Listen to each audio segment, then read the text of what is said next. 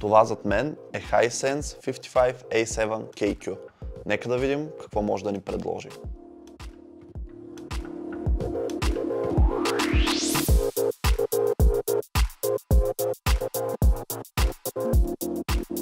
Тук говорим за 55-инчов екран, като диаметърът е 139 см от ъгъл до ъгъл.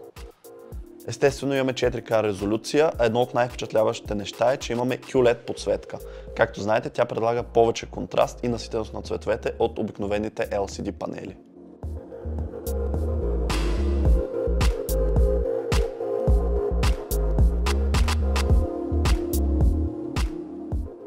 Както виждате, стойката също е малко по-различна. Имайте предвид, че заради тези габарити е добре да измерите пространство, с което разполагате, за да видите дали ще се събере, защото прави телевизора значително по-широк.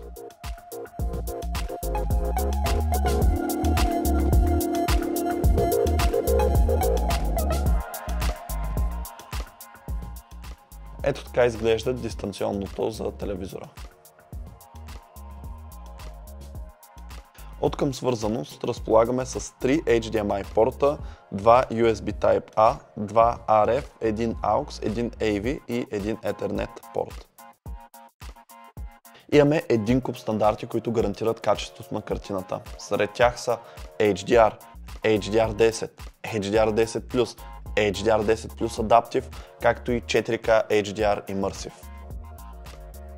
Прибавете към това Dolby Vision IQ и Quantum Dot технологиите и ето, че получаваме картина, която много трудно може да откриете на друго място в този ценови клас. Откъм аудио телевизорът разполага с DTS Virtual X Decoding и Dolby Atmos технологии. Обикновено е много трудно, дори да не кажа невъзможно, да пресъздадем аудиото, което ние ще чуем тук в студиото през камерата, но нека все пак опитаме с един аудиотест. On the surface till I find my brain feels heavy, my traumatized mind, and I'm so tired I can't feel my eyes. Whoa, whoa, I'm bitchy but I know how to lie. I feel feelings that I can't describe. I'm not breathing. Операционната система е VIDA U7. Ако сте гледали някои от предишните ни две ревюта на Hisense телевизорите, може би тук ще ви направи впечатление, че тя работи малко по-бавно. Това е нормално, защото все пак този телевизор е по-бюджетен, но въпреки това разполагате с всички приложения, които бихте открили и на по-скъпите модели. Както виждате, имаме Amazon Prime Video, Apple TV+, Disney+, YouTube, Netflix и така нататък.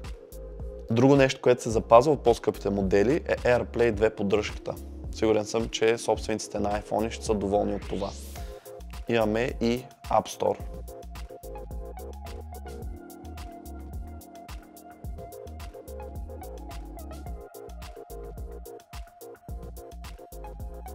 Тук може да откриете приложения от всякакво естество, включително игри, приложения за деца.